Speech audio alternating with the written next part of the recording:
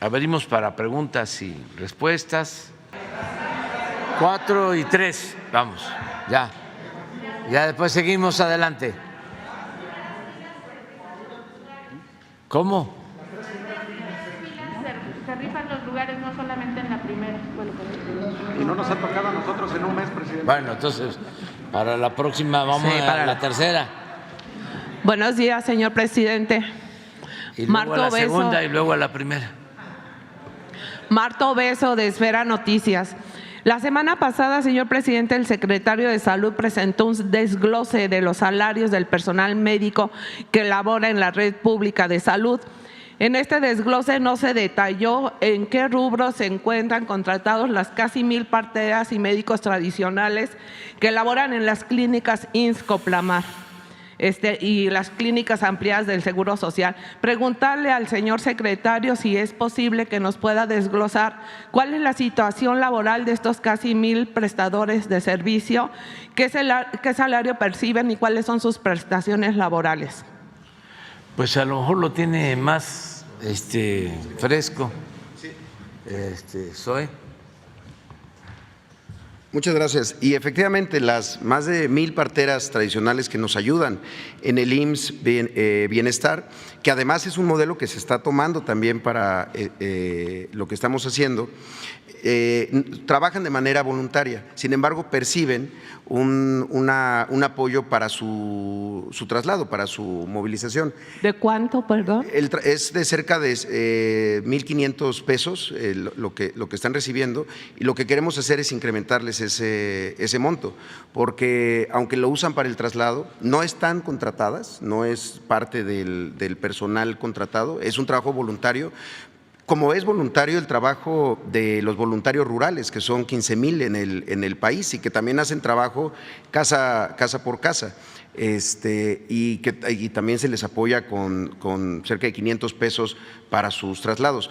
Pero si bien nosotros reconocemos muchísimo el apoyo que hacen voluntarios rurales y también parteras y médicos tradicionales también, creemos que tenemos que apoyar y generar estos mecanismos para ayudarles, sin embargo sin perder esa lógica altruista que durante tantos años ha prevalecido en el programa. El programa, uno de los fuertes que tiene es el involucramiento con la comunidad, hacerlos parte del proceso del cuidado de la salud, no estar como una unidad ausente que solamente abre sus puertas cuando ya llegó la enfermedad. Entonces sí es un tema que estamos revisando para poder incrementarles a las parteras tradicionales el monto del apoyo que se les otorga. Gracias. Señor presidente, precisamente aquí en este espacio todo este año una servidora he denunciado esta situación. ¿A usted se le hace pues ahora sí que justo que precisamente en este ambicioso programa de reestructuración del sector salud no se haya contemplado contratar con un sueldo digno a las parteras y los médicos tradicionales? Toda vez que sumado a esto también se trajo a 500 médicos cubanos a los que se les está pagando. ¿Qué opina usted de lo que acaba de decir el maestro Zoé Robledo? Pues que es parte de la actividad de voluntarios que se lleva a cabo desde hace más de 40 años en el programa IMSS Bienestar, que empezó siendo IMSS Coplamar y luego IMSS Solidaridad y luego IMSS Oportunidades y luego IMSS Prospera y ahora IMSS Bienestar, y fue el modelo que se escogió para resolver el problema de la desatención a quienes no tienen seguridad social en el país, a los más pobres. Entonces, se está haciendo un esfuerzo como no se hacía en décadas para garantizar el derecho a la salud. Se está avanzando y poco a poco vamos a ir atendiendo todas las peticiones. Es que durante 36 años del periodo neoliberal, a los gobernantes no les importó el pueblo. Los gobernantes se dedicaban a facilitar el saqueo, el robo de bienes de la nación, el robo del presupuesto. Para eso era el gobierno. Era un comité al servicio de una minoría rapaz. Entonces, imagínense cómo quedó el país, saqueado. El que haya estos niveles de abasto en 5 o 6 estados de los 32, porque estamos comenzando, es algo nunca visto. A ver si me pones de nuevo la gráfica. Y claro que faltan muchas cosas. Nada más en médicos. Sí, ¿cuándo se había visto eso? Y se gastaba el gobierno 100,000 millones de pesos en compra de medicamentos a 10 distribuidoras vinculados con políticos corruptos, y no había medicinas, no había este abasto en Nayarit, ni en Tlaxcala, ni en Colima, ni en Baja California Sur, ni en Sonora, como todavía no lo hay en Guerrero o no lo hay en Chiapas, porque estamos iniciando, pero es medicamento. Pon de favor la gráfica de Campeche o de Sonora, de los médicos. Miren esto.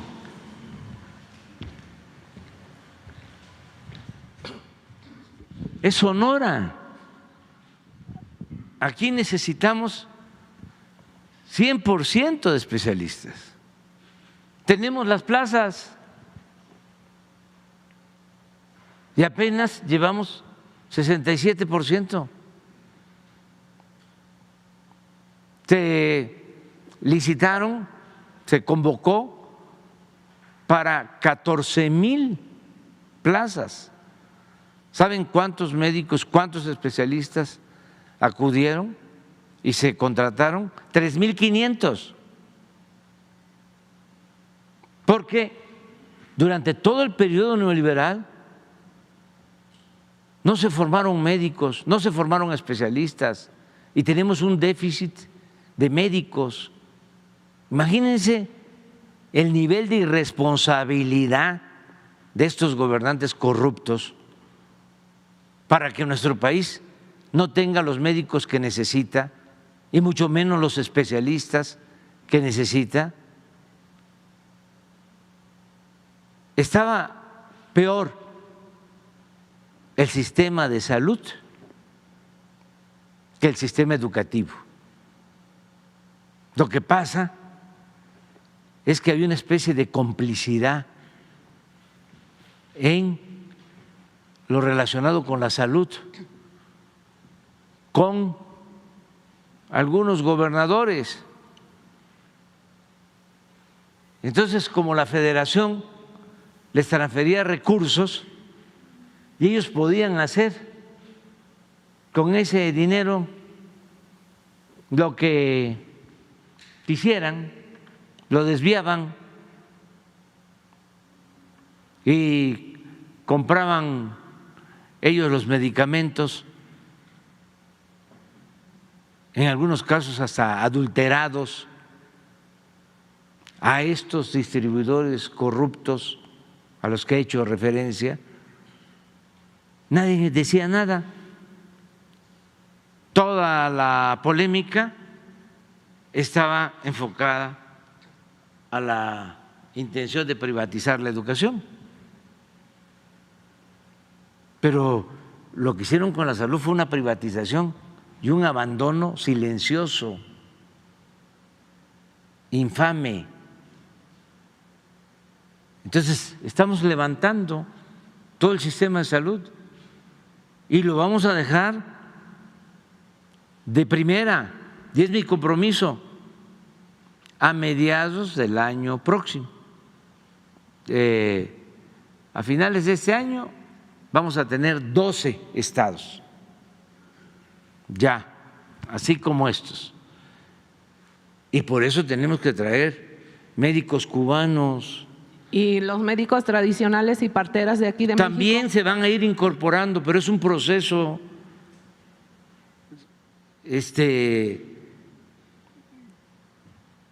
Estamos iniciando. Esto lo íbamos a hacer desde el comienzo del gobierno. Yo llegué al gobierno y lo primero que hice fue visitar 80 hospitales, precisamente del IMSS Bienestar. Pero se nos viene la pandemia y actuar en la emergencia para salvar vidas y conseguir vacunas. Ahora que ya afortunadamente no tenemos esa pandemia, retomamos el programa porque queremos dejar un sistema de salud de primera. Vuelvo a decirlo, porque además soy un hombre de desafíos y de palabra. Vamos a tener desde finales del año próximo uno de los mejores sistemas de salud pública del mundo, porque todo esto, atención médica, todos los medicamentos, no solo el llamado cuadro básico, todos los medicamentos, los estudios van a ser gratuitos. Y le informo a la gente o reitero, nos alcanza el presupuesto, no tenemos problema, porque no hay corrupción y por eso podemos garantizar el derecho del pueblo a la salud. Y desde luego los médicos tradicionales, las parteras, todos los que participan van a ser atendidos. Todo lo que es humano no nos es ajeno. Todo lo que tiene que ver con justicia se atiende. Esa es la diferencia entre la política de los conservadores corruptos, neoliberales, y nuestra política. Para nosotros lo fundamental es el pueblo, es el bienestar del pueblo. Entonces, lo que cueste, siempre y cuando no se afecten prácticas, tradiciones de ayuda mutua, de tequio. En el caso de Oaxaca, que hay ayuda mutua, hay tequio, hasta con cuidado se plantea hacer un programa donde se le va a pagar a la gente, porque la tradición es de que todos ayudan, hay trabajo voluntario en los pueblos. en el México profundo. Sin embargo, ahora que estamos haciendo los caminos artesanales, pues se les apoya con un presupuesto, pero ellos no dejan de dar el tequio para contribuir en su comunidad. No es todo paga. ¿Cuánto me vas a dar?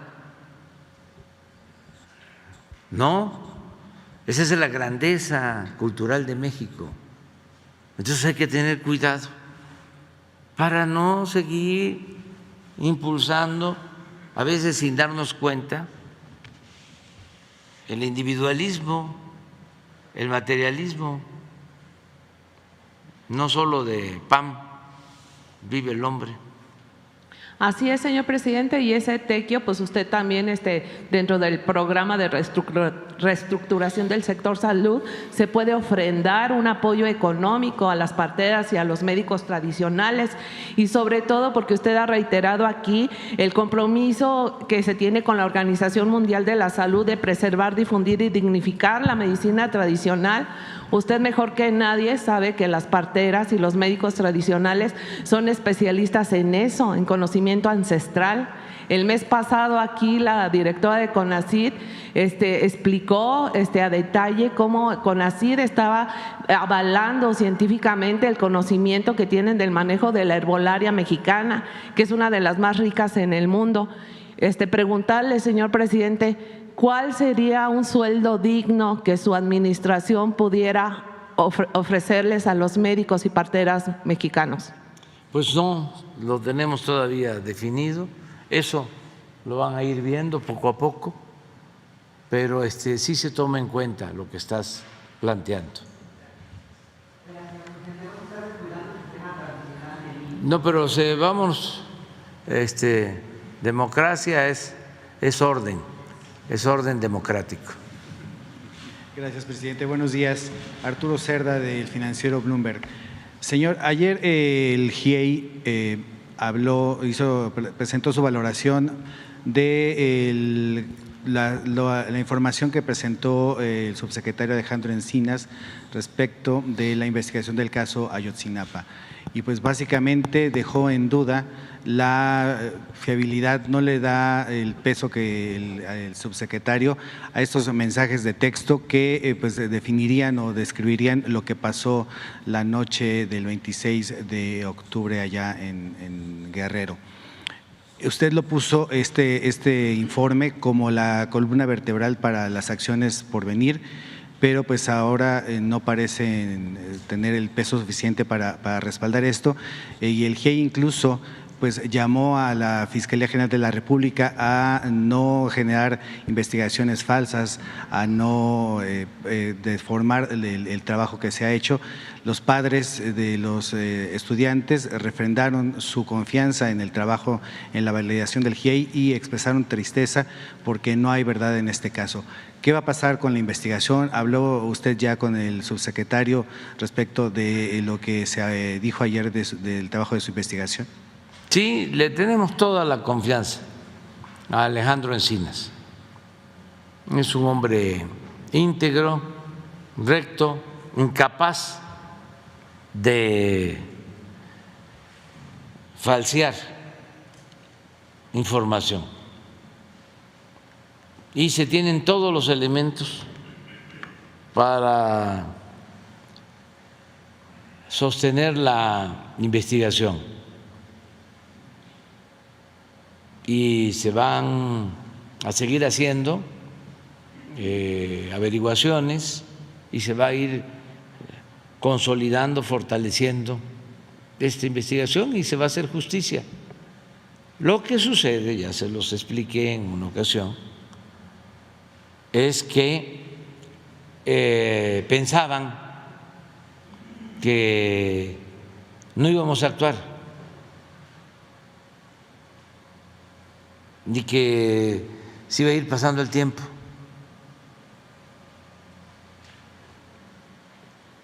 Entonces les sorprendió la decisión que se tomó de hacer detenciones, sobre todo al procurador Murillo Karam y a militares.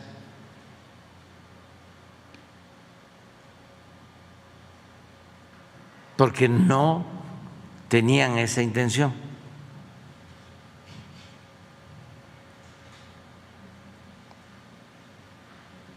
Entonces, cuando se toma la decisión de que no va a haber impunidad para nadie y se actúa,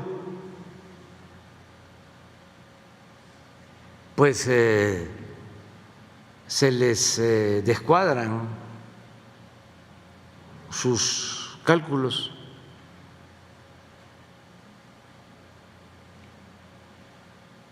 Pero existen todas las pruebas y se van a seguir reforzando. Por eso hubo una especie de rebelión al interior de la Fiscalía.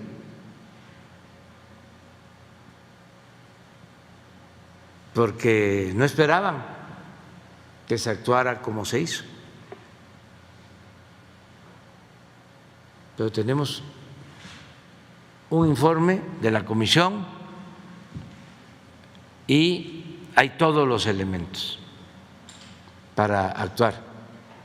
Y no se cierra el expediente. ¿Qué opinan Se va a seguir del trabajo del GIEI? Se va a seguir investigando. Es que ellos se dividieron.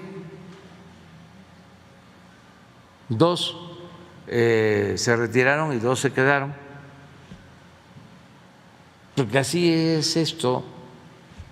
Es un asunto complejo. Había una especie de pacto de silencio.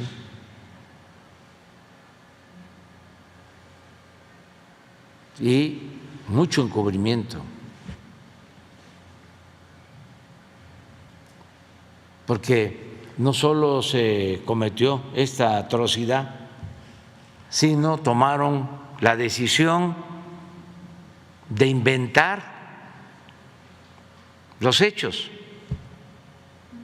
la llamada verdad histórica. Imagínense lo que ha costado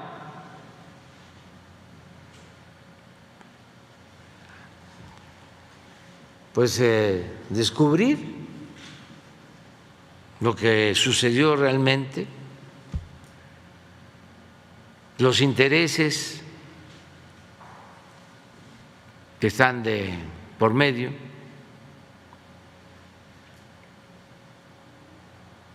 Los medios de información, seguramente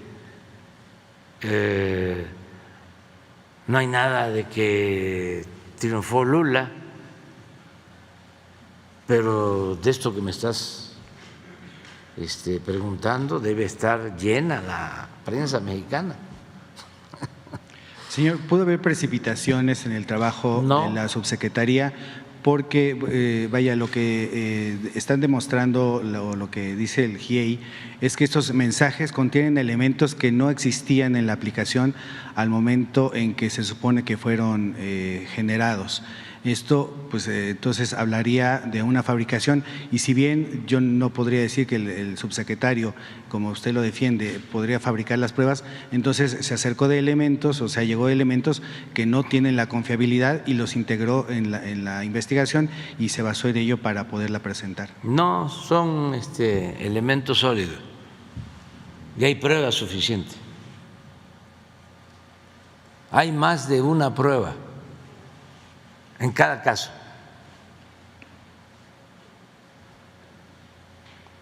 Es otro tipo de cosas.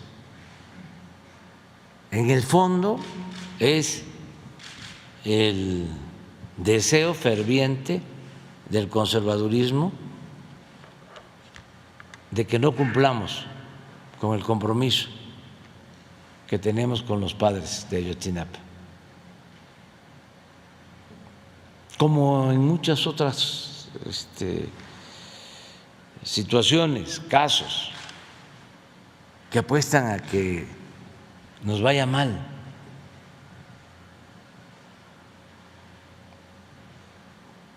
Siempre es así. Y están ofuscados nuestros adversarios. Es que era mucho dinero el que estaba de por medio. Nunca en la historia de México se había saqueado tanto al país como en el periodo neoliberal, de 1983 al 2018. Nunca, en esos 36 años, saquearon mucho más, y se puede probar que en la época de la colonia, que en los 3 siglos de dominación española en México, en 36 años se llevaron o extrayeron más oro, más plata, pero estamos hablando de 10 veces más en 30 años que lo que se llevaron en 3 siglos, en 300 años, a Europa. Fue un saqueo descomunal. Entonces, imagínense cómo están. Además, entre otras cosas, se robaban el presupuesto.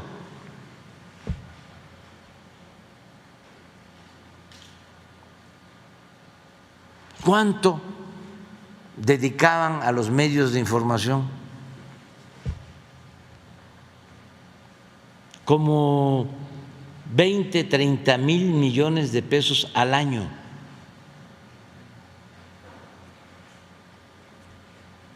¿Cómo vivían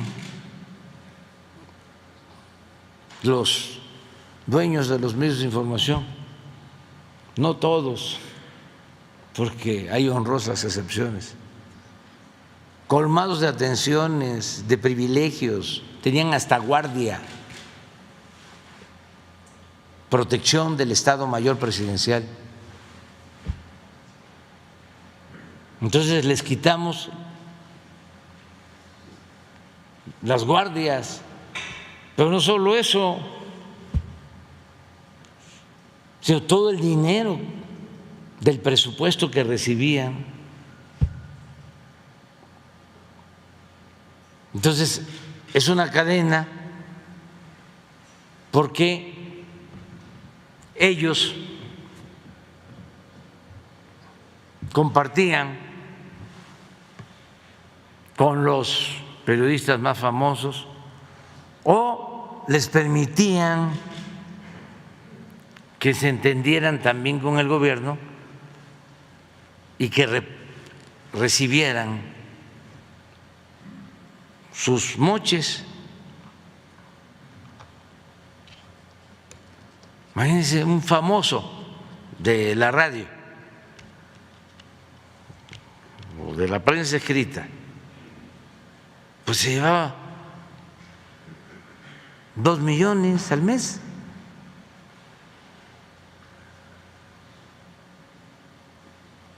Eso sí no estaba en Estados Unidos, porque hay uno que está en Estados Unidos que se lleva 20 millones al mes. Famoso. 20 millones al mes.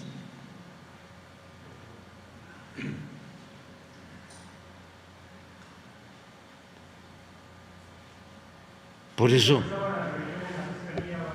el enojo, ese es el fondo. Entonces, todo lo que hacemos, que voy a Sinaloa, ¿Cuántas veces a Sinaloa? ¿A Badiraguato? Pues he ido, pues yo creo que más veces a Espujil, o a Salina Cruz, o a Coatzacoalcos, o a Mazatlán, o a Chetumal,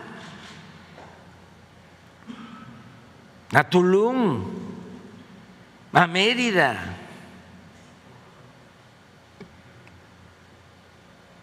a los pueblos yaquis, muchísimas más veces. Ah, pero voy a Badiraguato.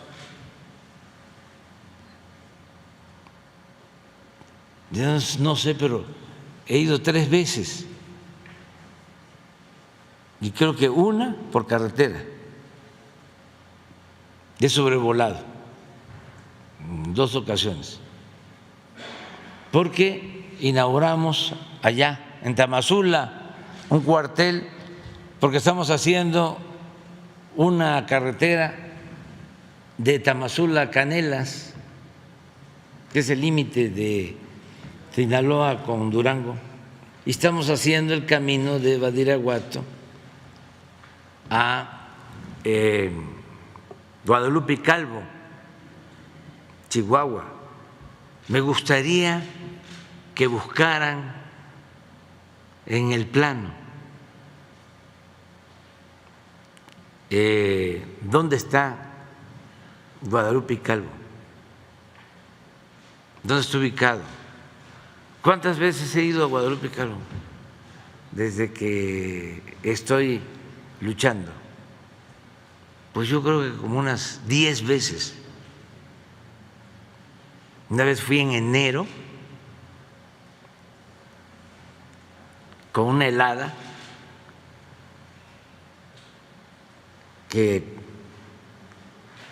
había que ponerle cadenas a las llantas por allá, y estuve en ese tiempo, pues estaba nevando, es la parte más fría,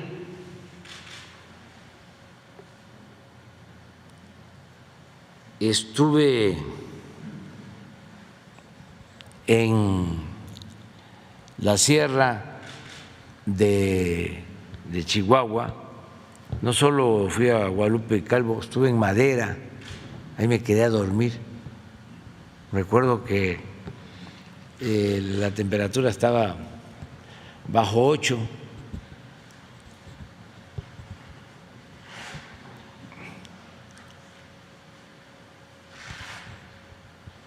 Y muchas veces, por todos lados, me he quedado a dormir. A ver si conocen Chinipas, en los límites de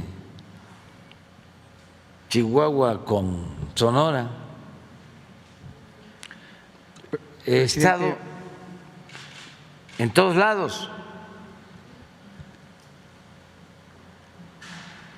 pero ya no hayan qué hacer los conservadores. Presidente, ¿qué le puede decir a los padres de familia ante pues la decepción que ellos demuestran? Ya he hablado con ellos, hablé con ellos. Esto que se había presentado en el informe de la comisión, pues aquí se los presentaron a ellos, eso les dio aparentemente esperanza. Hoy se dicen ellos tristes. Hay que ver como una decepción. lo que ellos. ¿Cómo van a llegar a una siguiente reunión con esta situación? Hay que ver lo que ellos piensan. Y nosotros siempre le vamos a tener muchas consideraciones y los vamos a respetar, y entendemos su situación tan delicada, tan triste. Lo que no aceptamos es que estos asuntos tan lamentables sean utilizados por sopilotes, por nuestros adversarios conservadores y la prensa que está a su servicio, como, ¿cómo se llama el periódico? Yo trabajo para el financiero Bloomberg, señor. Para el Financiero. Ahí Señor, tenemos problemas desde hace tiempo. Todo ese periódico en contra, porque el dueño de ese periódico era de los preferidos en el sexenio anterior. Le dieron hasta un crédito de Nacional Financiera. ¿Ya lo pagó? No, que lo va a pagar. Entonces, no se vence si es que se lo dieron a largo plazo. Entonces, imagínense si no va a estar molesto. Pero todos los que escriben ahí, casi todos, y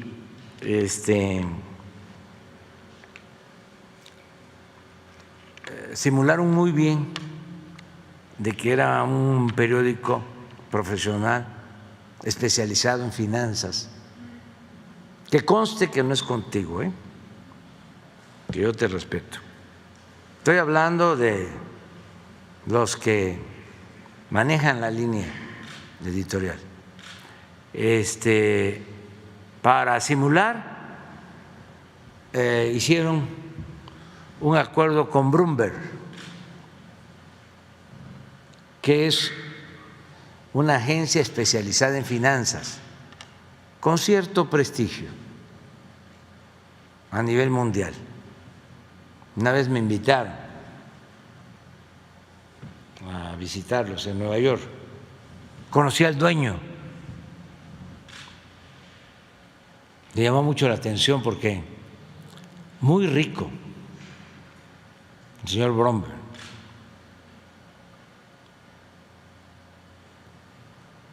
Había estado ya de alcalde de Nueva York. Y me llamó la atención porque estaba en un cubículo, pantalón de mezclilla, vestido de manera informal. Y mucho, muy rico.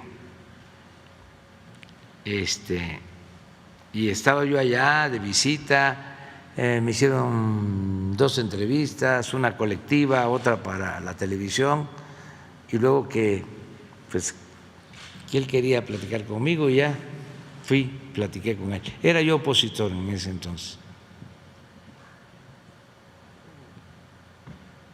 Y uno de los directivos me dijo: ¿y cómo se porta el Financiero? Porque tenían acuerdo. Le digo: bien. Dice: es que a nosotros nos importa mucho el prestigio de nuestra agencia.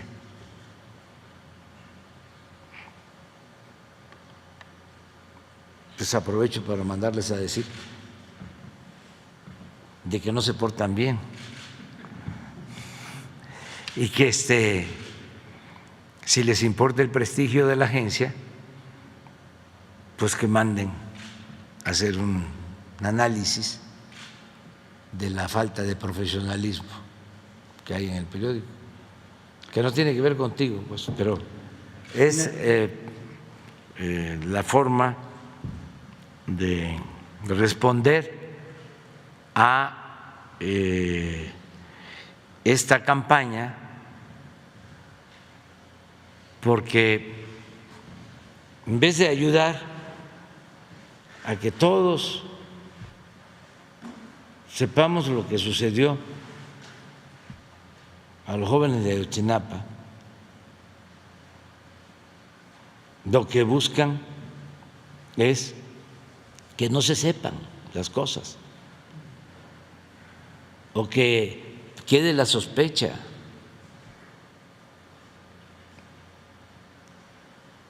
y son capaces de eso y de más. Es que es extremo de que Sarmiento, pero no solo él, otros, sostengan que si voy a Badiraguato es porque tengo un acuerdo con el cártel de Sinaloa. Una prueba, una.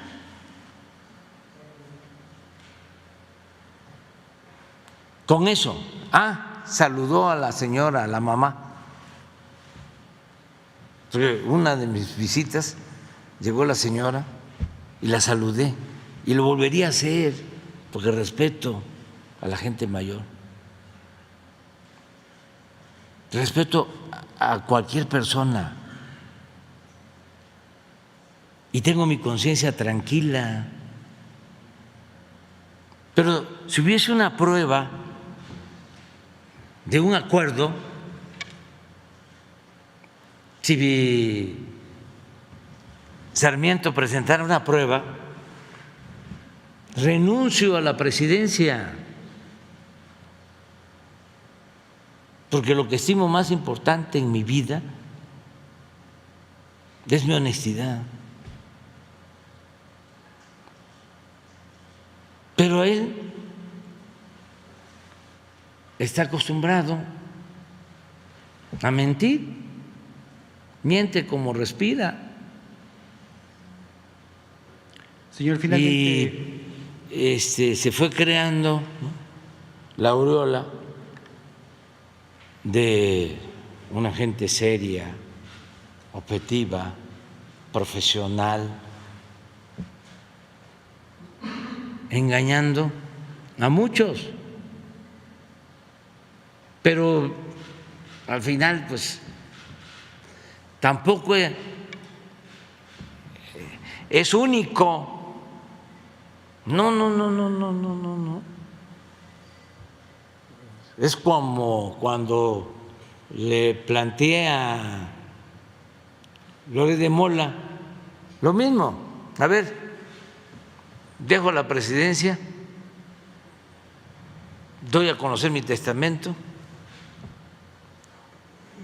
se aparece de que en mi testamento escribo de que mi heredero político va a ser mi hijo Andrés, ¿se aparece eso? Como tú lo señalas en tu escrito, dejo la presidencia. Y si no es así, aunque voy a dar a conocer mi testamento, que no me gustaría, pero lo haría si él aceptara, tú dejas el periodismo, porque el periodismo es un oficio limpio que ni los más sucios periodistas han podido mancharlo. Señor, finalmente. Y se requiere ética, pero no, callado. Porque pues pertenecen al AMPA del periodismo y la consigna que tienen es de que la calumnia, cuando no mancha, tizna. Entonces, y son muchísimos.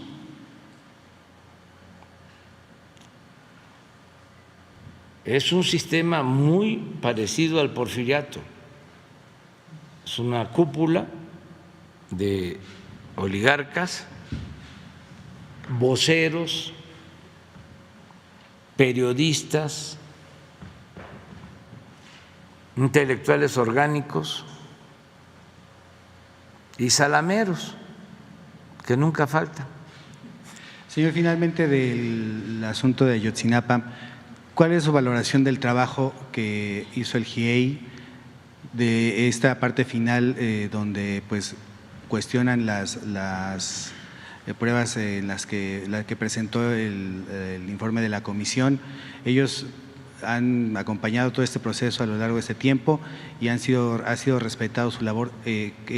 Finalmente, ¿cuál es la valoración que hace usted de este trabajo que han hecho y particularmente de lo que presentaron ayer? Y en un segundo tema, ¿qué le puede decir a la Iglesia que ayer se sumó a la defensa del INE y se manifiesta en contra de su propuesta de reforma justamente al sistema electoral? Muchas gracias. Pues en el caso de estos expertos ayudaron mucho, sobre todo fueron los que demostraron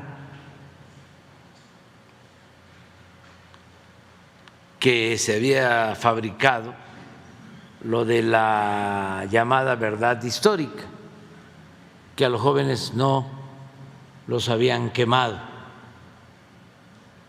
en un basurero. Gracias a ellos se demostró de que habían fabricado estos delitos con tortura,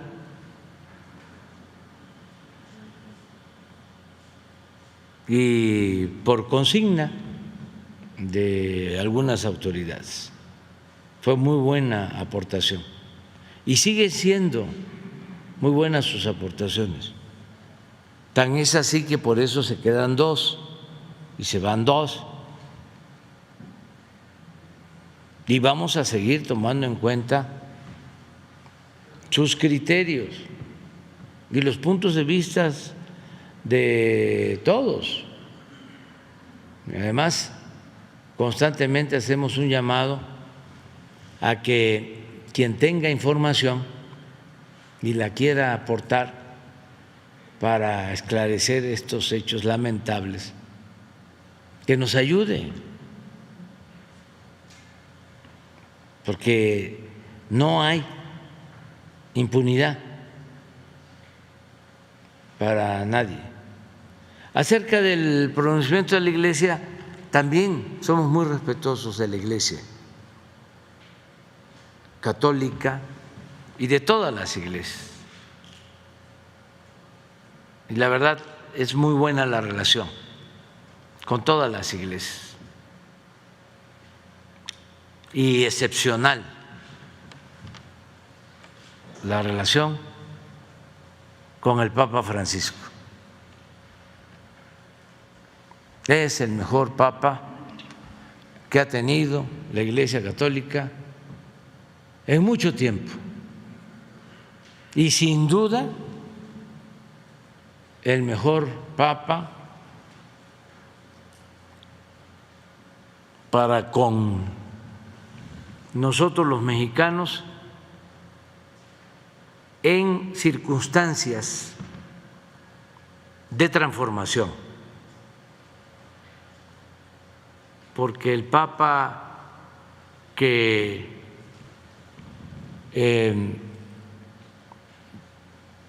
ejercía en la época de la independencia, pues condenó a los insurgentes independentistas. Del Papa que estaba en funciones durante el movimiento de reforma, excomulgó a los liberales. Y el Papa Pío IX o décimo, que estaba en funciones cuando la revolución, reconoció a Huerta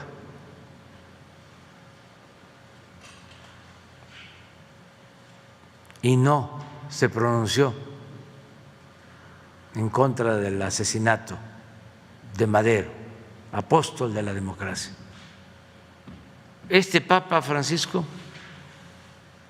es otra cosa, verdadero cristiano, está a favor de los desposeídos, está a favor de los pobres. No tiene que ver nada con la iglesia de las élites, nada que ver con aquella iglesia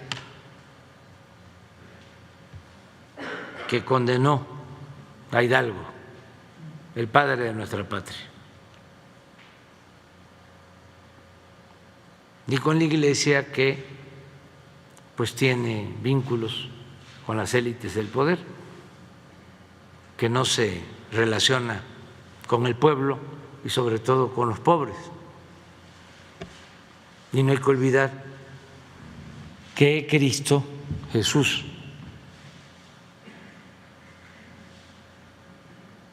ha sido el luchador social más importante en toda la historia del mundo. Por eso lo crucificaron, por estar a favor de los pobres, de los desposeídos, de los humillados. Lo seguían, lo espiaban, le llamaban alborotador del pueblo y por eso lo crucificaron. Entonces, Francisco es un auténtico, un verdadero cristiano. De todas maneras, nosotros somos respetuosos de todas las iglesias y también de los libres pensadores. Es su visión y la respetamos, aunque no estemos de acuerdo con ese punto de vista. Solo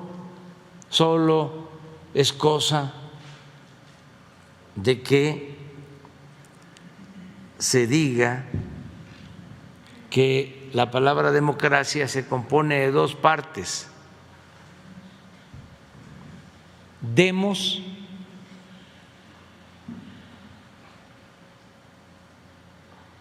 es pueblo, kratos es poder. La democracia es el poder del pueblo. Y hay quienes quieren, los conservadores, los oligarcas, que nada más haya kratos sin demos.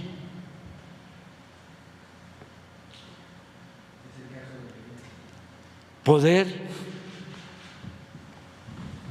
sin pueblo. No es el caso de la iglesia, porque la iglesia somos todos. La iglesia es todo el pueblo.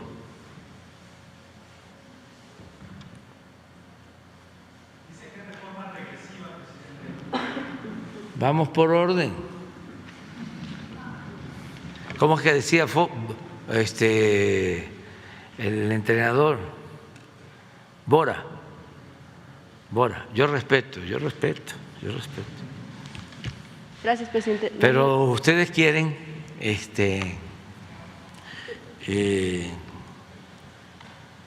polémica. No, respeto y además somos libres. En las dictaduras no se puede protestar, no se puede opinar.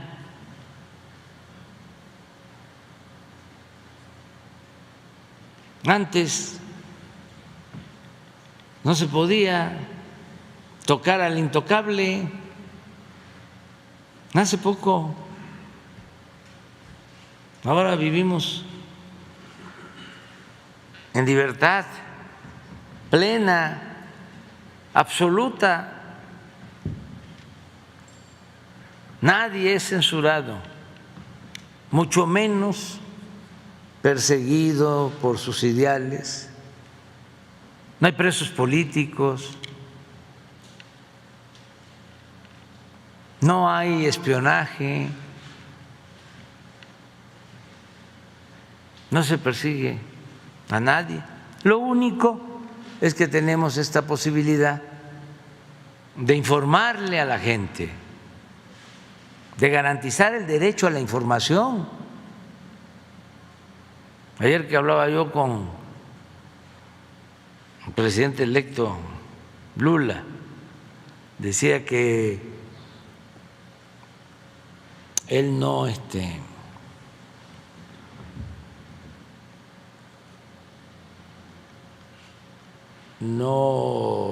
haría las mañaneras porque pues tiene su manera de trabajar. Él se acuesta muy tarde, trabaja mucho, pero sí es importante informar. Imagínense si no informáramos.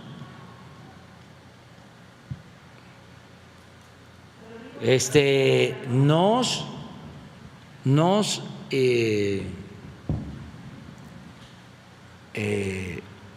harían pedazos políticamente hablando. Minilla de peje. Nada más que estamos informando y tenemos una ventaja, que la gente está muy consciente. Y una cosa que le dije ayer al presidente electo Lula, que el pueblo humilde, el pueblo pobre, es muy agradecido. Nunca lo olvidaron. Cuando él estuvo de presidente, ayudó a los pobres. Y por eso lo metieron a la cárcel. Regresa y gana con el voto mayoritario de los pobres. Todo aquello de que el pueblo es malagradecido, lo que diga mi dedito. Puede ser que los malagradecidos estén en otro lado, no en el pueblo. ¿Por qué no pones? Porque muchos que ven la mañanera no tienen internet. ¿Por qué no pones la conversación telefónica que tuvimos con el presidente Lula, presidente electo? Vamos a escucharla. ¿Lo va a invitar a México? Sí, ahí lo invito, pero está esperando que se asienten las cosas allá, porque se imaginan cómo está la élite, el conservadurismo en el mundo, aquí en México.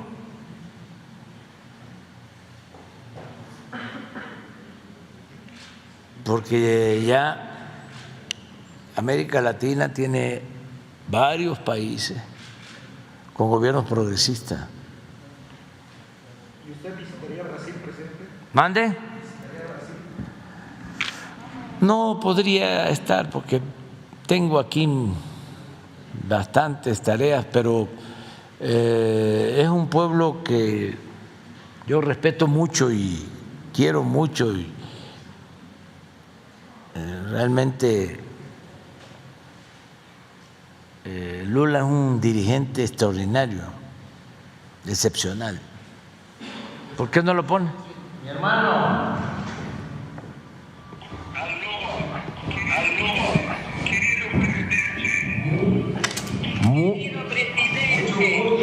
Mucho gusto. Y felicidades. Estamos muy contentos en México por tu triunfo, que es el triunfo del pueblo de Brasil.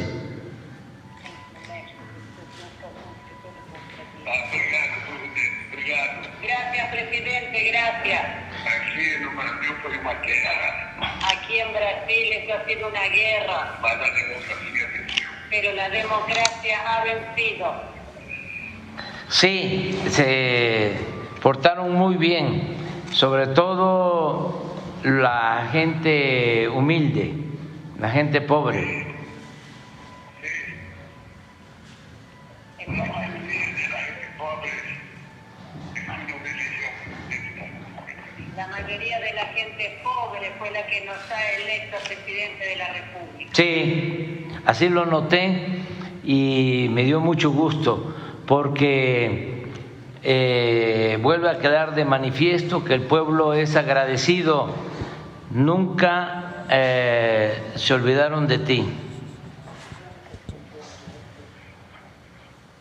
Isso é muito importante, presidente. Foi muito gratificante essa relação com as pessoas mais pobres do Brasil.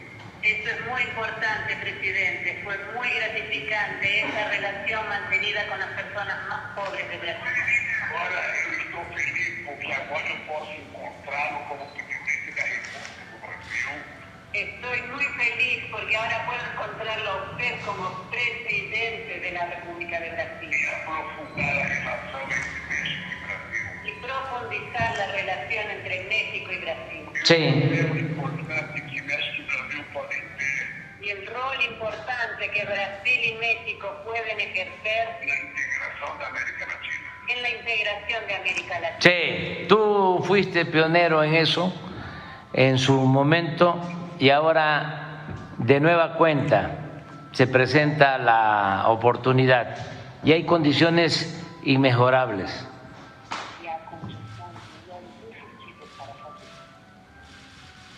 Eu estou certo, presidente, que nós vamos conseguir o êxito Yo estoy seguro, presidente, de que vamos a lograr en nuestro intento para cuidar das pessoas que estão passando fome del cuidar de las personas que pasan hambre e criar empregos de qualidade para o povo. y crear empleos de calidad para el pueblo.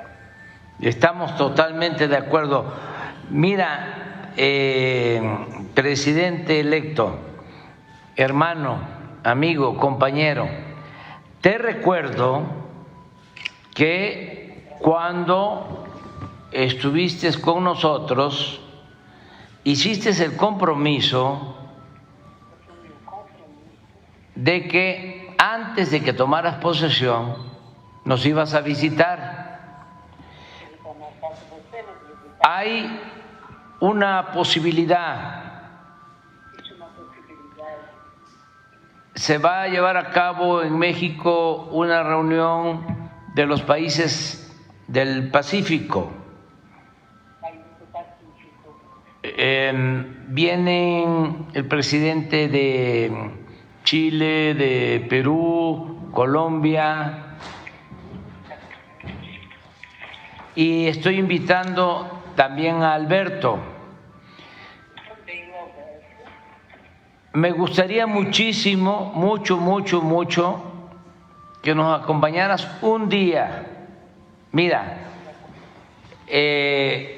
el día 23 de noviembre está aquí el presidente Boric, pero el 24 me gustaría que nos encontráramos aquí en la Ciudad de México. Creo que es un jueves. Y si quieres quedarte más tiempo, esta es tu casa, y si no, pues estás con nosotros ese día y puedes regresar a Brasil al día siguiente. La gente va a estar muy contenta de que nos visites y nos va a dar oportunidad de platicar, de conversar. Presidente, hoje eu estive com o presidente Alberto Presidente, justamente estuve con el presidente Alberto e ele me falou desse encontro. y él me comentó sobre este encuentro del Pacífico. E eu disse para ele que nem a Argentina nem o Brasil fazem parte do Pacífico. Y Yo le dije que ni Brasil ni Argentina forman parte Él dijo que usted nos quería invitar a un así. Sí. O único problema que eu tenho, presidente, El único problema que tengo, é dar uma presidente, olhada na minha agenda, porque es espiar mi agenda, eu não sei o que vai acontecer aqui no Brasil. porque no sé qué sucederá aquí en Brasil. Porque o presidente Bolsonaro, que perdeu nas eleições, ainda não se manifestou. Porque el presidente Bolsonaro, que ha perdido las elecciones, aún no se ha manifestado. Não sei se ele vai reconhecer a derrota dele ou não. No sé si va a reconocer su derrota o no, Tá? Então eu estou aguardando um pouco. entonces estoy Mas aguardando un poco, eu teria um imenso prazer de visitá-lo. pero sería un enorme gusto para mí visitarlo, presidente, A sua presidência, porque su presidencia ela é um êxito extraordinário no México. es un éxito extraordinario en México A sua experiência pode ajudar muito y su experiencia puede ayudarnos que a mucho gente consiga fazer melhor do que já fizemos uma vez. a que logremos hacer mejor de lo que ya hemos hecho una vez.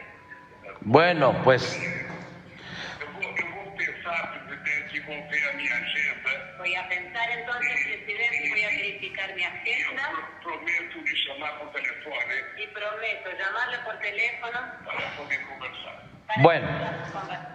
Bueno. Yo creo que el presidente Bolsonaro va a aceptar la realidad y que va a actuar de manera responsable porque no solo fue un triunfo, una elección legal, legítima, sino ya es de conocimiento, de aceptación de todo el mundo.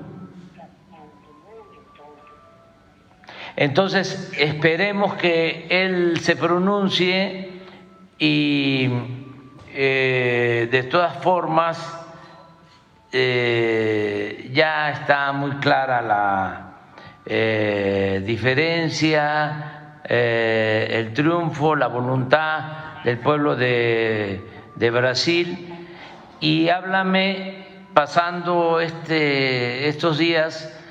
Y si piensa en el día 24 de noviembre, dile, coméntale a Alberto, tú me hablas y esta es tu casa y no te preocupes si consideras que vas a estar con asuntos allá en tu país.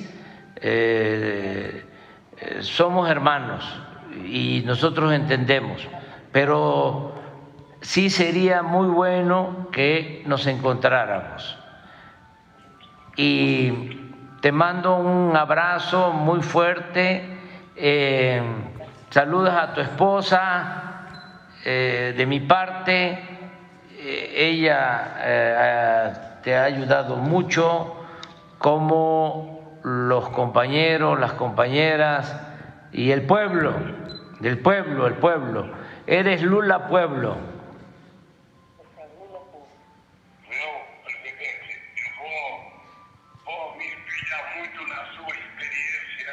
Voy a tener a su experiencia como espejo presidente en la relación con el pueblo. Sí. Lo único que no quiero hacer son las mañaneras. No, mira.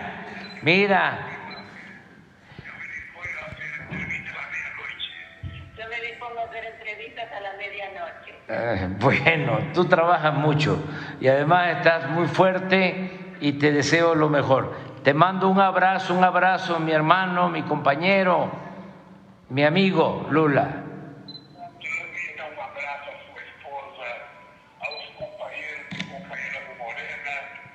Transmita también un abrazo fuerte a su esposa, a los compañeros y compañeras de Morena, a los diputados, senadores, y dígale a todo el mundo que Lula ama a México. Y nosotros amamos a Brasil y respetamos a Lula. que has querido. Muchas gracias. Adiós, adiós. Você sabe da minha alegria de falar com você. Sabes de mi alegría de hablar contigo. Sí, sí, lo sé. Te mando un abrazo cariñoso. Adiós. Adiós. Gracias, presidente. Buenos días. Dalila Escobar, de Proceso. Primero, preguntarle sobre estos varios registros o testimonios que se han recogido en torno a diversos municipios, tanto en el Estado de México como en Guerrero, respecto a que mencionan algunos comerciantes o algunas personas que se dedican, por ejemplo, al tema de venta de materiales para la construcción, que hablan de la imposición de grupos criminales que tienen para que se den ciertos precios, para que se haga toda una red de compra, venta de este tipo de materiales y que, bueno, en algunos casos incluso mencionan que hasta impiden la entrada de algunos otros personas que se dediquen a este tipo de sector para que se haga únicamente una red que solamente beneficia a este grupo criminal. Aún incluso algunos testimonios mencionando que aún con la presencia de elementos de Fuerzas Armadas. Preguntarle qué diagnóstico se tiene en torno a este tema que preocupa en principio, bueno, pues en estos municipios de Estado de México, en Guerrero, y se han encontrado que esto se dé en otros puntos. Por ejemplo, también se ha hablado de situaciones aquí en la Ciudad de México. Sí, hay extorsión en algunos lugares del país, pero no sabía yo de esto. Es la primera vez que lo escucho.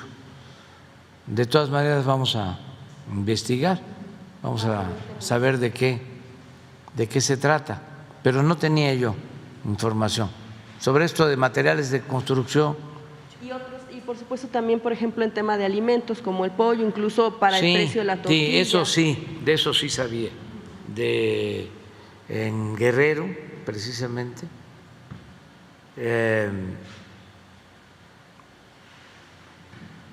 pues básicamente ahí. Y que sería Chilpancingo, de lo que tengo más información, y no sé, en el lugar de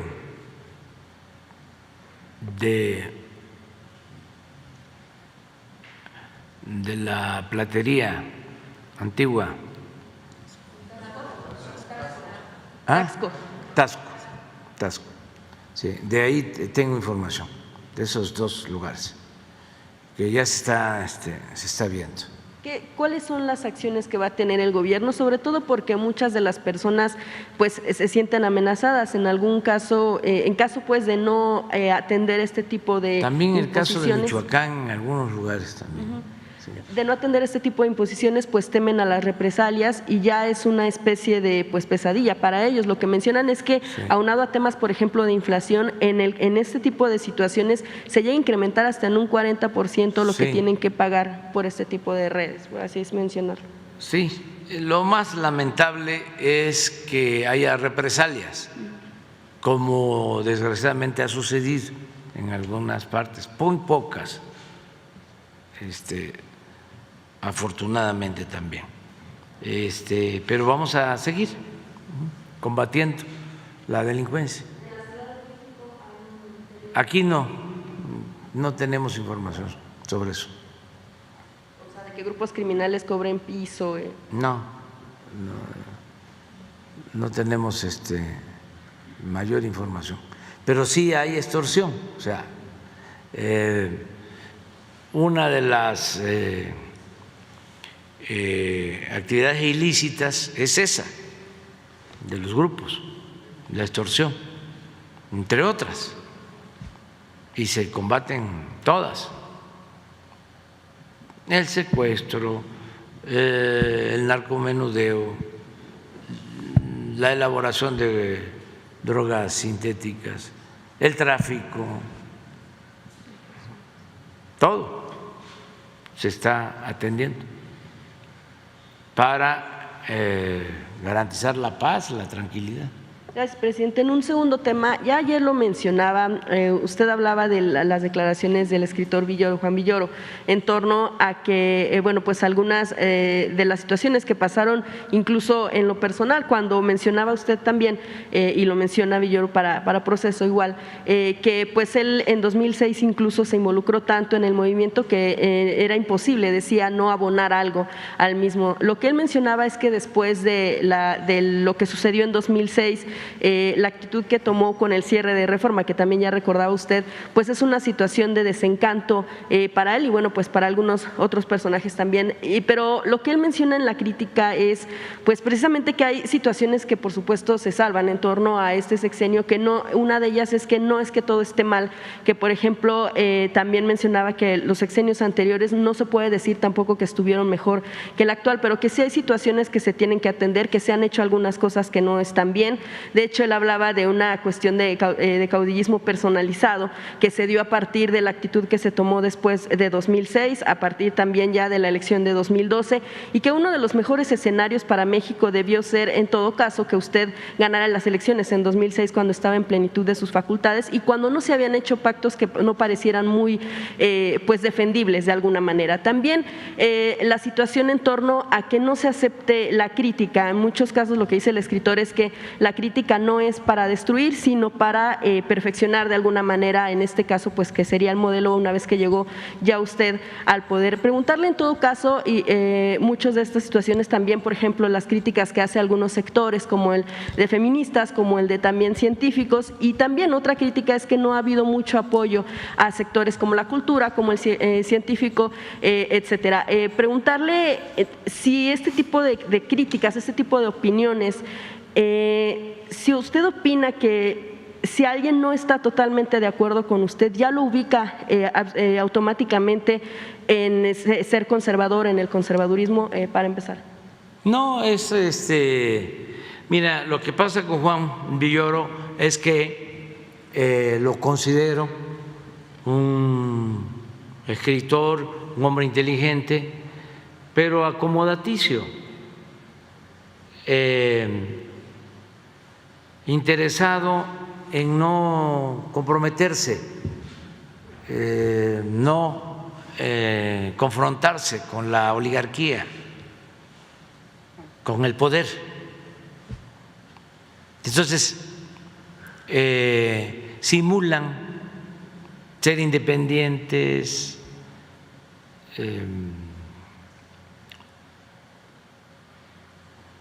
autónomos, no tener partido, y al final terminan ayudándole a los oligarcas, terminan cuestionando a los que buscamos una transformación de verdad y defendiendo el statu quo. Su papá, Luis Villoro, un hombre independientemente inteligente, un hombre bueno, además gran escritor para los jóvenes. Si quieren saber qué fue la revolución de independencia, hay que leer a don Luis Villoro. Es el mejor trabajo que se ha hecho sobre la independencia de México. Y tiene textos filosóficos importantísimos. Tiene uno sobre la moral que es espléndido. Su hijo tiene buena formación, sobre todo es de los más conocedores de la literatura rusa, de los escritores rusos. Eso a mí me ha parecido muy bueno, porque se ha convertido en un especialista en el conocimiento sobre literatos, cuentistas rusos. Tiene muy buenas recopilaciones de textos de escritores rusos. Y él hace también buenos ensayos, pero es muy gelatinoso.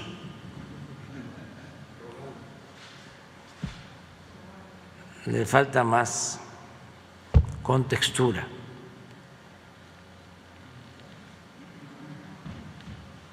Aplomo, ¿no? Y para justificarse, pues empieza a buscar excusas, ¿no? De que yo debía haber ganado en el 2006, pero después no le gustó el plantón, y que ya lo último fue de que tengo acuerdos con el narcotráfico. Lo que mencionaba es que ha tenido algunas acciones. Permíteme, acuerdos con el narcotráfico, es gravísimo eso. Una acusación de ese tipo es de deshonestidad intelectual, mínimo. Acuerdos con los ricos y no sé qué, son 3. Es que los militares, es que él mencionaba el militarismo. Sí, mencionaba él que el militarismo, o sea, es en general un acto de deshonestidad de su parte. Entonces, todo porque él quiere seguir recibiendo premios, que lo sigan invitando a la Feria del Libro de Guadalajara. En una de esas le dan el Príncipe de Asturias, pero no, y va a ser respetado siempre, pero la comunicación son mensajes de ida y vuelta. Entonces, no somos autoritarios, sino sencillamente pues nos gusta llamar a las cosas por su nombre y hay que hacer a un lado la simulación y la hipocresía. Precisamente por lo que menciona usted, lo que él mencionaba en realidad es que se han tenido algunas acciones, se han tomado algunas acciones que podrían o que benefician en todo caso justo a los millonarios, al ejército y al narcotráfico, sí, no como tal que haya acuerdos. Nada. Sí, pero ¿cuáles son esas acciones? Yo no he entregado ninguna concesión a banqueros, ni he entregado concesión a mineros, he defendido el petróleo, he defendido la industria eléctrica. Nada, es puro cuento, es la forma de justificarse y hasta había tardado mucho, porque pues uno ya sabe quién es quién.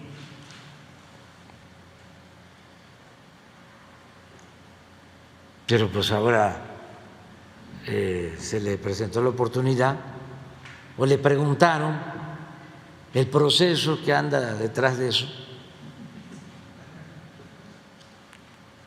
y pues se ensartó. Ahora sí que sí, y va a tener, estaba yo viendo que el actor el cochiloco lo defiende y dice que yo no le llego a Juan Villoro ni a los talones de sus zapatos. Joaquín Cosío, y va a tener a muchos más. Pero eso es lo importante, la polémica, el debate. ¿No considera entonces usted que llegó tarde a la presidencia de la República? No llegué antes por el fraude electoral. Y sí hubiésemos evitado muchas tragedias y no estaría así el país, ¿no? Estaría muchísimo, muchísimo mejor.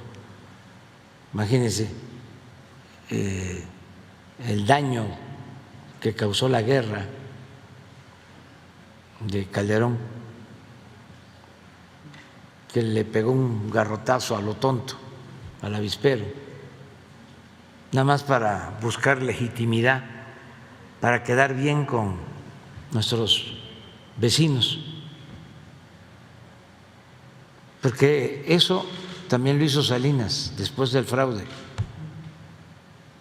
Cuando no encuentran legitimidad aquí, se van a buscar legitimidad al extranjero. Y ahora está hasta de moda que se van a vivir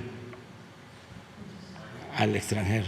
Presidente, también en otro sentido usted hablaba del asunto de la transformación, lo cual ha mencionado en varias ocasiones. En sí el escritor también menciona que está un tanto lejos de que sea una transformación más. Preguntarle, usted la adjudica como tal a su propia administración, pero solo si no consideraría que en todo caso eso le correspondería pues a la historia calificarlo, es equiparar su gobierno, por ejemplo, con temas como la independencia, la revolución.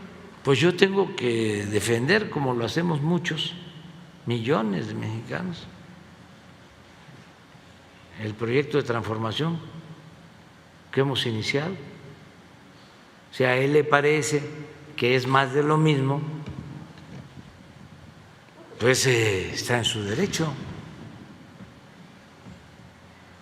Si a él le parece que es igual que el gobierno pasado o que el gobierno de Calderón o que el gobierno de Fox o que el gobierno de Zedillo o que el gobierno de Salinas, cuando por cierto nunca criticó nada, pues está en su derecho. Lo que pasa, siempre han existido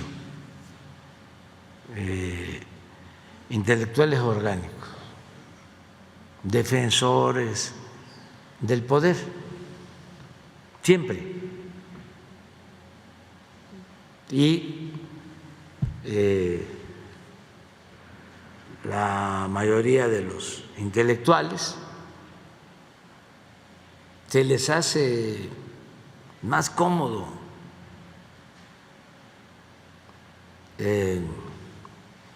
seguir la corriente de los potentados, de los poderosos. Y está bien, pero que no simulen. Yo prefiero, sí, lo que decía el doctor Nava, decía cuando estaba en su lucha democrática en San Luis Potosí, aquí hay dos periódicos, uno completamente en contra de nosotros y otro pseudo plural, así como los intelectuales independientes, entre comillas, o periodistas independientes. Y decía el doctor Nava, el que más daño nos hace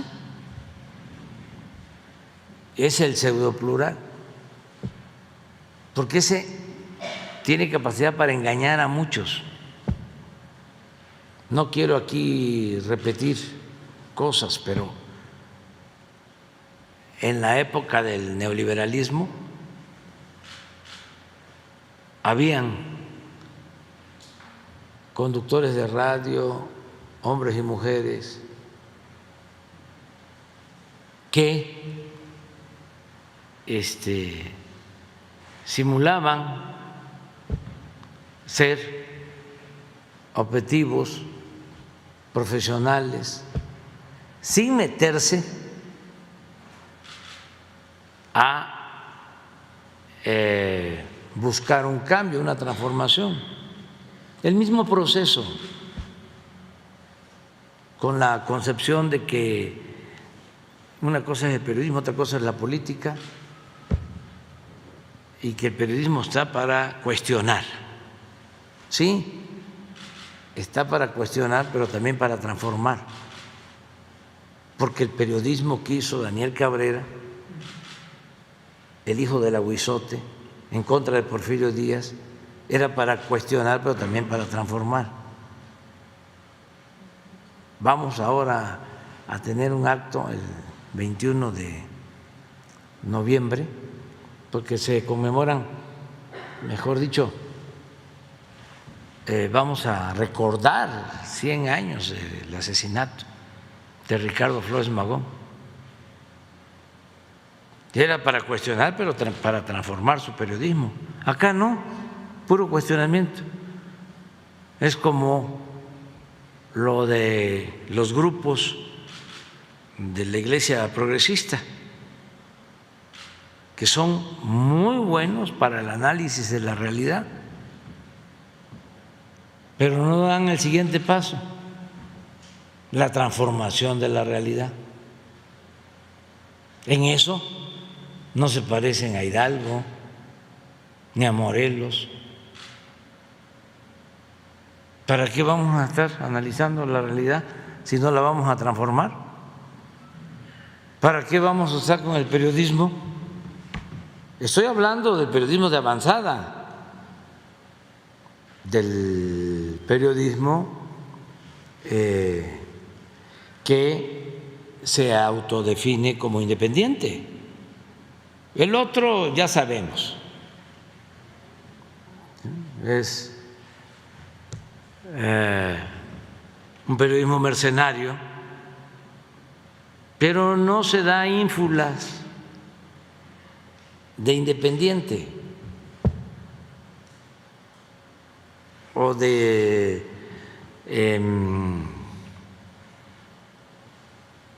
profesional, ni siquiera le importa la ética. Eso es como decía un dirigente obrero famoso, ya afinado, decía: soy charro, ¿y qué? Eso no se anda con cuento. Lo que más molesta es toda esta simulación. Y hasta donde llegan es al cuestionamiento, ni siquiera equilibrado. Porque estaría bien que cuestionaran a fondo, por ejemplo, a nuestro gobierno, pero que hicieran la investigación de fondo de Zedillo, de Salinas, de Calderón, de Fox, de quienes saquearon al país. No se meten. Y si se metieran, es solo administrar el escándalo, vivir del escándalo, vivir del dolor. Hasta ahí. Es lo que yo siempre sostengo con los grupos de defensa de derechos humanos, o con el feminismo, o con el animalismo, o con la defensa del medio ambiente. Yo estoy de acuerdo con todo eso. Pero lo fundamental es cambiar, transformar los sistemas opresivos que llevan a la violación de los derechos humanos, que llevan a la discriminación de las mujeres, que llevan al maltrato animal. Eso es lo fundamental. No, mi causa es el periodismo. Y si sigue la robadera y por eso se sigue empobreciendo la gente y hay hambre, pues eso que le corresponda a los políticos, hacer los cambios. Yo soy periodista, nada más. No. Un buen periodista es el que busca también la transformación del país, y un buen intelectual, un buen artista. ¿Qué hacía Diego? ¿Qué hacía Orozco? Siqueiros, Monsiváis,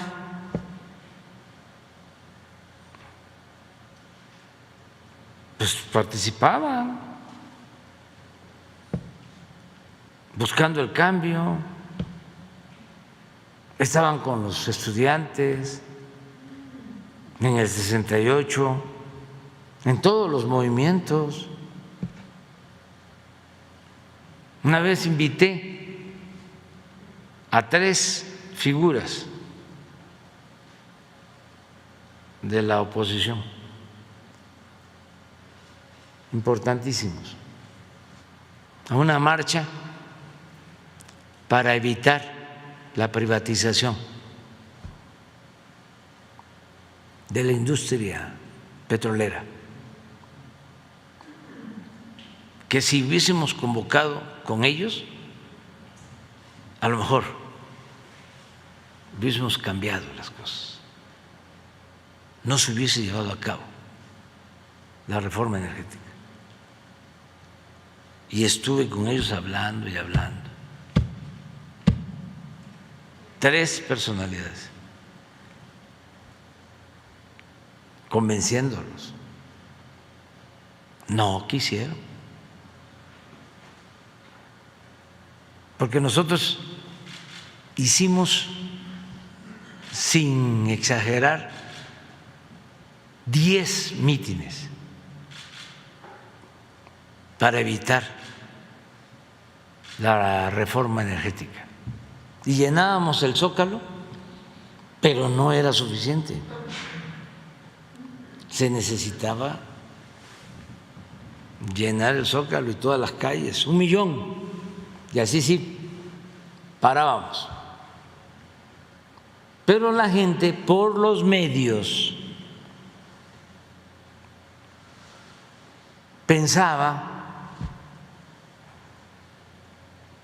de que no estaba mal que se privatizara la industria petrolera. Me acuerdo que hacíamos encuestas y le preguntábamos a la gente sobre las reformas,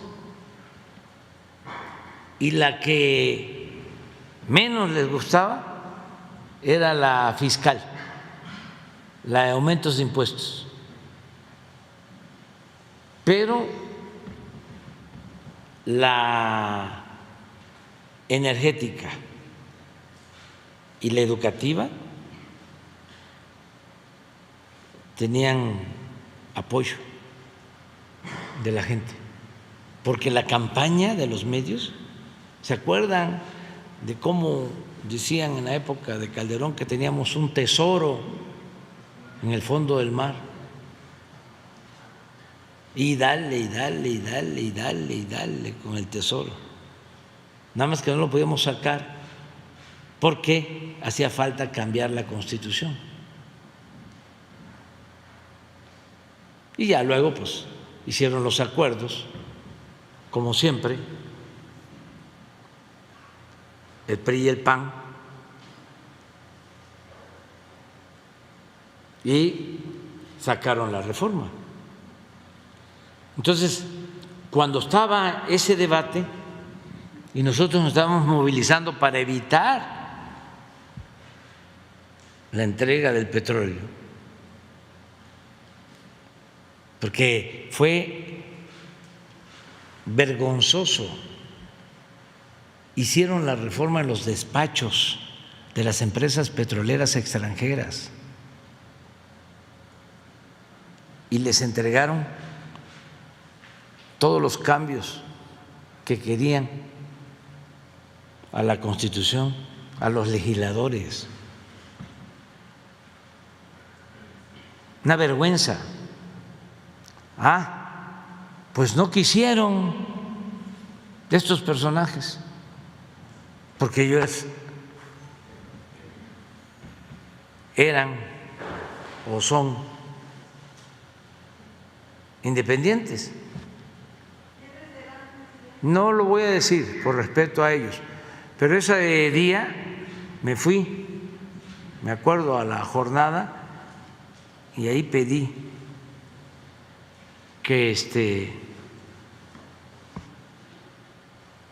me ayudaran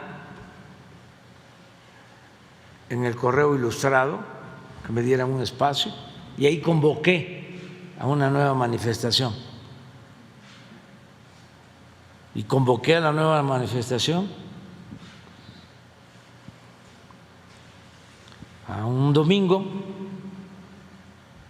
y se volvió a llenar el Zócalo, pero nada más se llenaba. ¿Y saben qué hacían nuestros adversarios? Los del Reforma, en el fraude del 2006, tenían notarios públicos y nos contaban con alfileres, porque decían no llegaron 500,000, fueron 180,000, damos fe. Y así sacaban. Y lo mismo todos los medios. Tenían cámaras en los hoteles del Zócalo para ver si se llenaba. Y siempre se llenaba. Se quedaban con las ganas. Afortunadamente, yo creo que llenamos el Zócalo como 50 veces y nunca se quedó vacío, porque ese día sí iba a ser nota. En esa ocasión se llenó el Zócalo, pero no como queríamos, porque era una cosa mayor. Y me fui todavía, no se me va a olvidar, porque me fui a Sinaloa, estábamos formando Morena, y regresé de Sinaloa y el martes en la madrugada me dio el infarto. Entonces, por eso, todos estos acomodaticios, simuladores, blandengues,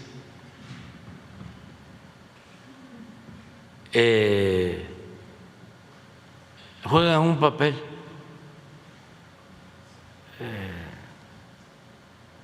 de apoyo a la oligarquía, son cómplices. ¿Y cuando lo apoyaba usted? No me apoyaba, no, esos son como una pelota de jabón, son muy jabonosos. Les falta definición.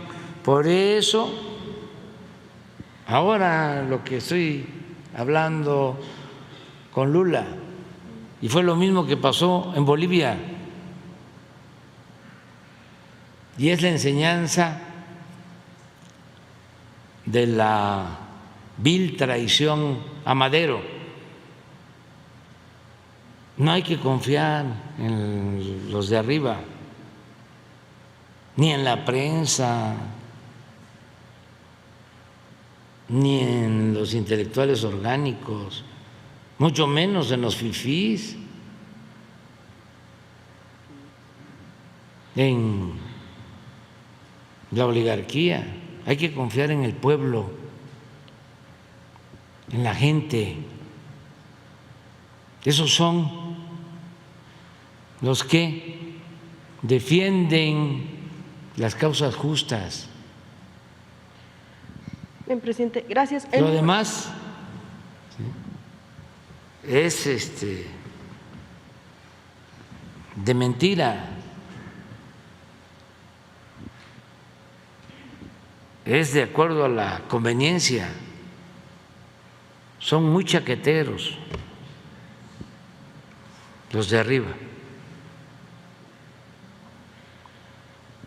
En un último tema, presidente, solo porque es el asunto de la salud, hay un registro en torno a que en algunos hospitales, y con el que tiene que ver con el ISSSTE, hubo una especie de pausa en algunos de los servicios, por ejemplo, como rayos X, todo lo que es cuestión de imagen médica, y que en algún momento se ha atribuido también a la aprobación, o bueno, a la autorización en todo caso de una adjudicación directa de un contrato que se dio por parte de Almendra Ortiz Genis, quien era integrante de la ayudantía, sabemos, y que bueno, pues ahora es directora normativa de Administración y Finanzas del ISSSTE. De hecho, el propio director general del ISSSTE, ya que mencionaba usted que en varias ocasiones cómo quedó el ISSSTE como un cascarón, lo ha mencionado usted, el propio director ha reconocido, Pedro Centeno, que hubo irregularidades en la adjudicación directa de este contrato y que de hecho hay incumplimientos. Es un contrato que asciende a más de 100 millones de pesos y que de alguna manera el problema aquí es que se ha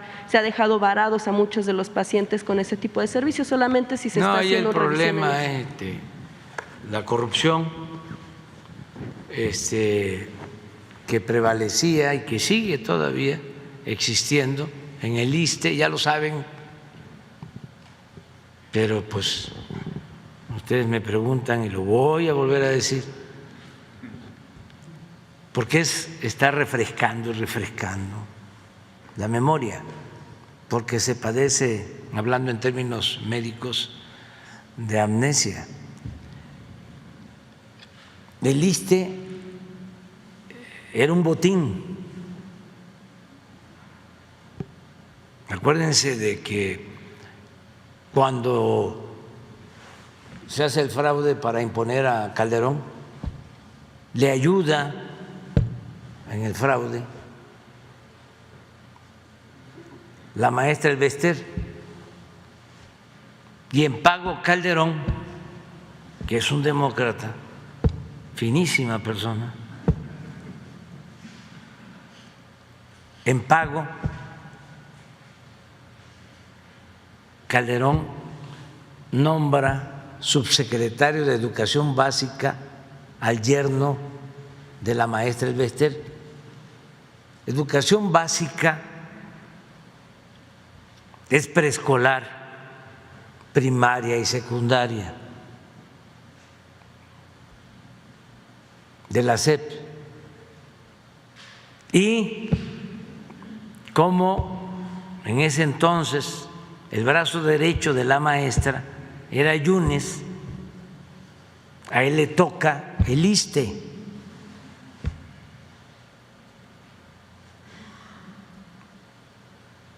Entonces ya se imaginan todo lo demás. Entonces estamos limpiando el ISSSTE y hay muchos intereses. Lo mismo. No. Es el proceso de limpia del ISSSTE que genera reacciones como las reacciones que generaba el haberles quitado los contratos a quienes vendían 100,000 millones de pesos de medicinas al gobierno sin ser productores, sin tener laboratorios, solo porque eran políticos con influencias. Hablando del periodismo y de la corrupción, el director del Financiero le dieron la concesión para administrar un reclusorio. ¿Qué tiene que ver el Financiero con un reclusorio? A otros les dieron la construcción de una pista del aeropuerto fallido de Texcoco, y así estaba el ISSSTE, hasta la silla de rueda que se usaba, se contrataba la camilla, las ambulancias, los equipos para los análisis médicos. Entonces estamos limpiando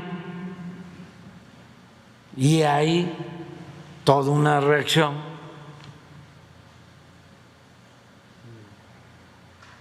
Y por eso este proceso que anda todos los días buscando podridas,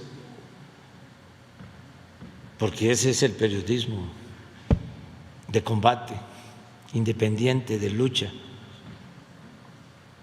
distante del poder, cercano al pueblo,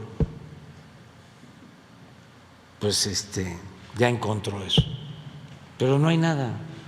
Y estamos todos los días cuidando que no se roben el dinero del pueblo, que es dinero sagrado, pero es una jauría, no tienen llenadera. Y están desatados. Pero nosotros ya llevamos mucho tiempo en esto, luchando, enfrentando calumnias, adversidades, y vamos a seguir adelante, porque se requiere limpiar al país de corrupción, se necesita purificar la vida pública y